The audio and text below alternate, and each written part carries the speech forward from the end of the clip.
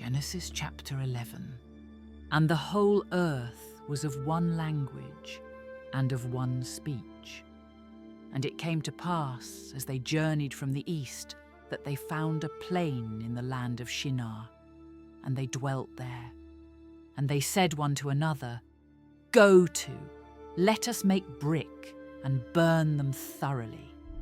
And they had brick for stone, and slime had they for mortar. And they said, Go to, let us build us a city and a tower, whose top may reach unto heaven. And let us make us a name, lest we be scattered abroad upon the face of the whole earth. And the Lord came down to see the city and the tower, which the children of men builded. And the Lord said, Behold, the people is one, and they have all one language, and this they begin to do. And now nothing will be restrained from them, which they have imagined to do. Go to, let us go down, and there confound their language, that they may not understand one another's speech. So the Lord scattered them abroad from thence upon the face of all the earth, and they left off to build the city.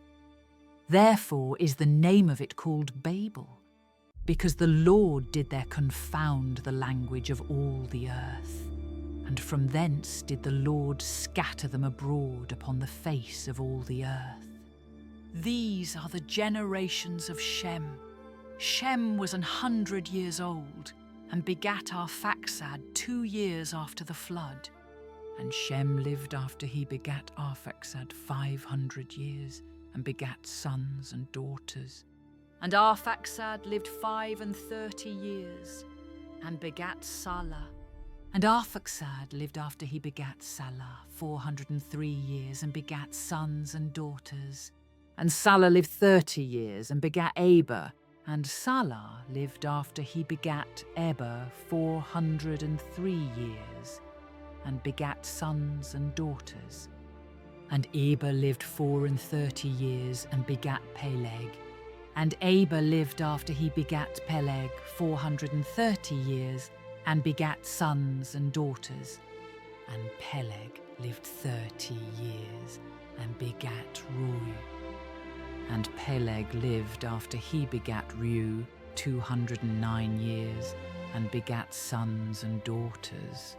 And Reu lived 32 years, and begat Serug. And Reu lived after he begat Serug 207 years, and begat sons and daughters. And Serug lived 30 years, and begat Nahor.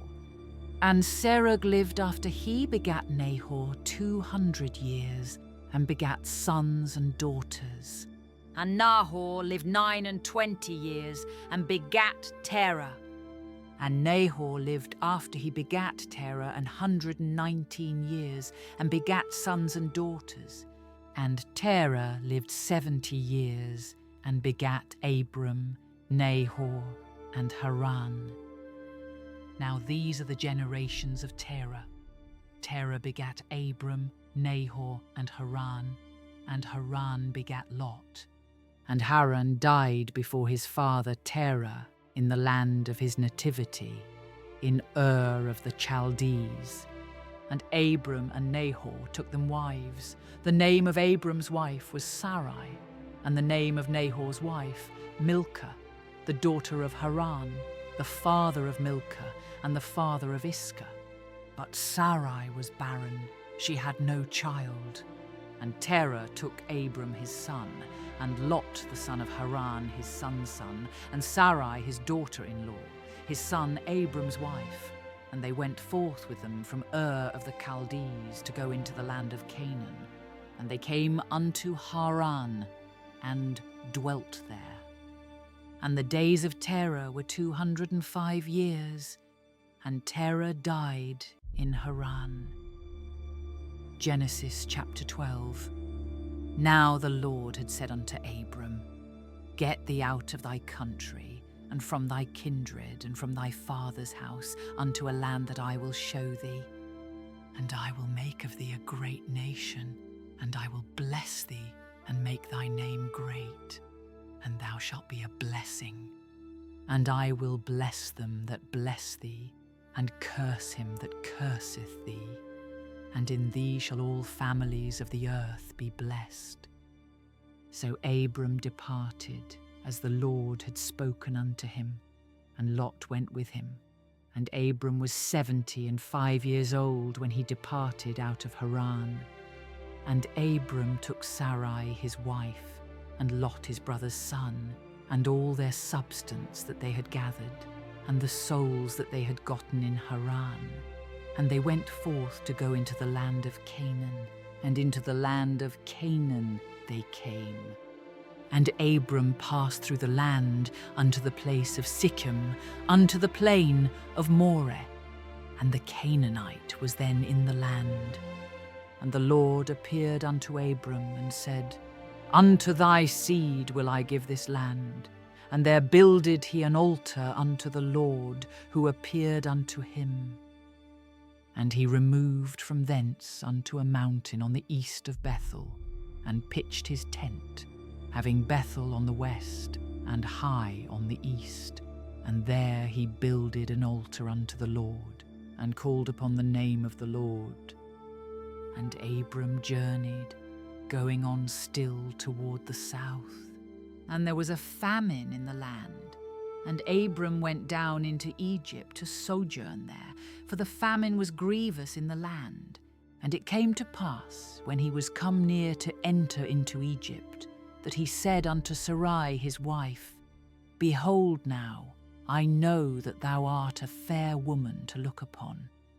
Therefore it shall come to pass, when the Egyptians shall see thee, that they shall say, This is his wife, and they will kill me, but they will save thee alive. Say, I pray thee, thou art my sister, that it may be well with me for thy sake, and my soul shall live because of thee. And it came to pass, that when Abram was come into Egypt, the Egyptians beheld the woman that she was very fair. The princes also of Pharaoh saw her, and commended her before Pharaoh. And the woman was taken into Pharaoh's house. And he entreated Abram well for her sake. And he had sheep and oxen, and he asses, and men servants and maidservants, and she asses and camels. And the Lord plagued Pharaoh and his house with great plagues because of Sarai Abram's wife. And Pharaoh called Abram and said, What is this that thou hast done unto me? Why didst thou not tell me that she was thy wife? Why saidst thou, She is my sister? So I might have taken her to me to wife. Now therefore, behold thy wife, take her, and go thy way. And Pharaoh commanded his men concerning him, and they sent him away, and his wife, and all that he had.